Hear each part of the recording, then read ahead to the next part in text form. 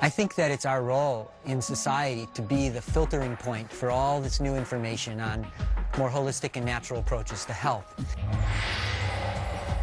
When we look at what are the criteria for the Chopra Center to be engaged, it really falls along two primary lines.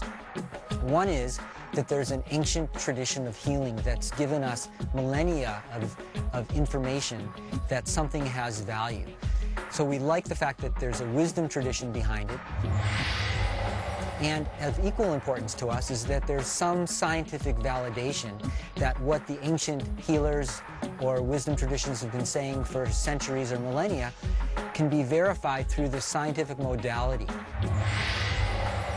And I think that the time is right, that this integration of these various components of society, of the Chopra Center, of the ZRII organization, of this deep need to be tuned into more natural methods of healing is all coming together at this time for something to happen that hasn't been seen before.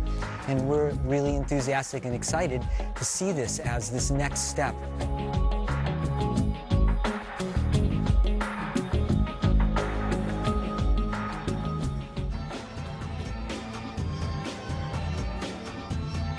Ladies and gentlemen, please welcome to the stage Dr. David Simon, CEO and co-founder of the Chopra Center for Wellbeing.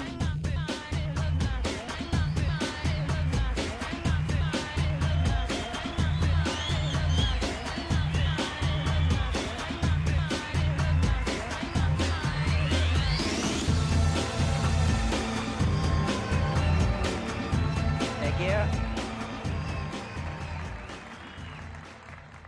So this is pretty cool, huh? Thank you for creating this terrific party with us. We're very enthusiastic to be a part of this new community. When the now mythological story of Bill Farley coming to the Chopra Center is told, I'll give you my perspective on it. So Bill came to visit Deepak and me at the Chopra Center and asked this question, is there anything in Ayurveda that can really provide authentic rejuvenation to the world, to humanity?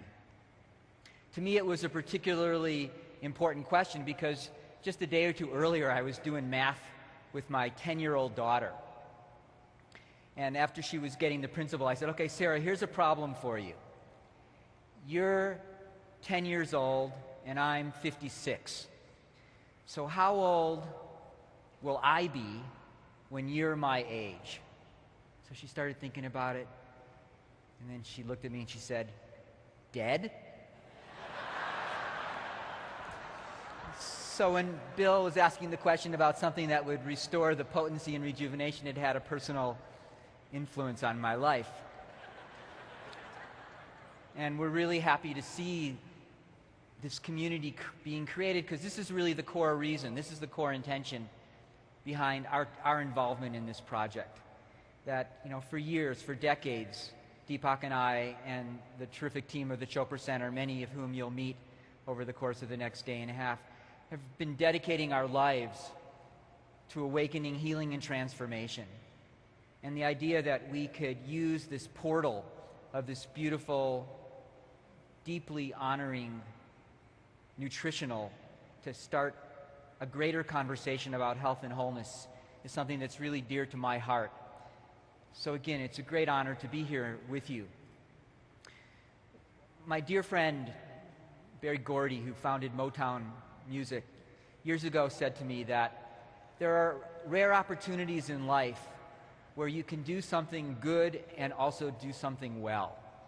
He was talking about his own involvement in music, where he loved to create music, but also found himself becoming a multi-millionaire.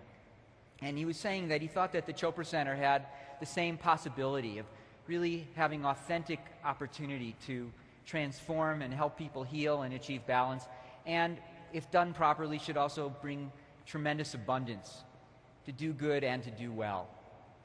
And I think, again, that this relationship between the Chopra Center and ZRII, and for all of you, it gives us the same expanded possibility. Now, there are many people here who are much more competent at talking about how we could do well. So I'm not going to talk about how we can do well.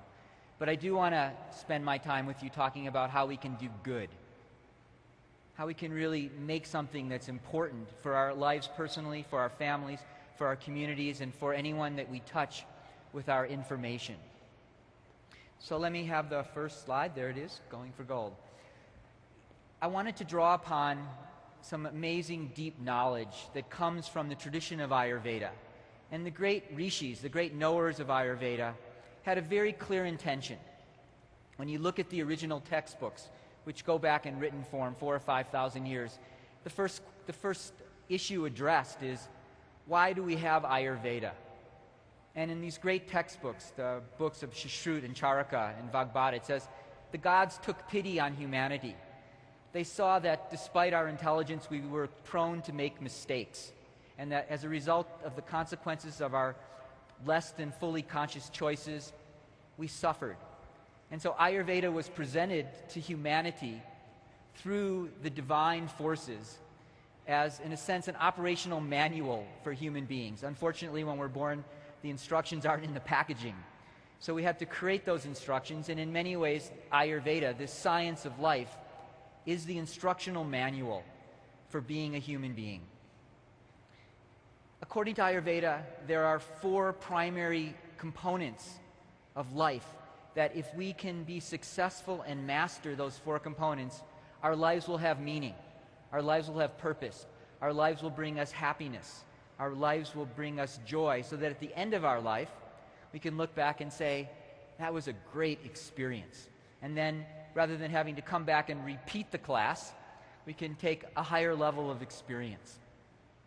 So there are 4 goals in life, according to Ayurveda, and I think that each of those 4 are quite applicable to this project that we're doing together. The first goal in life is artha, which is usually translated as abundance.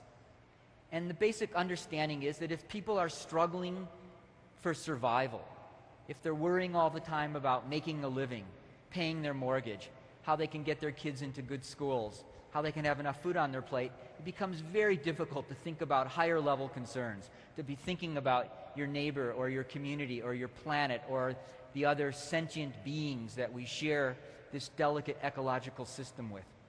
So we need to make certain that that primary level of abundance is effortless. Now, of course, the universe, nature, is amazingly abundant. All you have to do is take a walk in any park or a forest, and you see that creative field that gives rise to this amazing abundance of form and phenomenon.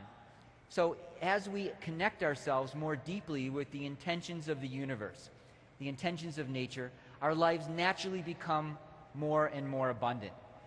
Abundance from the Ayurvedic perspective is not a certain amount of money that you have in your 401k plan.